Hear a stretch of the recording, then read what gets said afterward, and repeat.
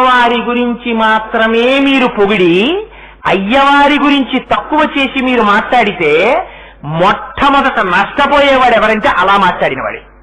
అందుకని ఎన్నడూ అమ్మవారి గౌరవం, అమ్మవారి ఆనందం ఎప్పుడో తెలుసా అండి, అయ్యవారి గురించి మీరు ముందు పొగిడితేనే అమ్మవారు సంతోషిస్తుంది.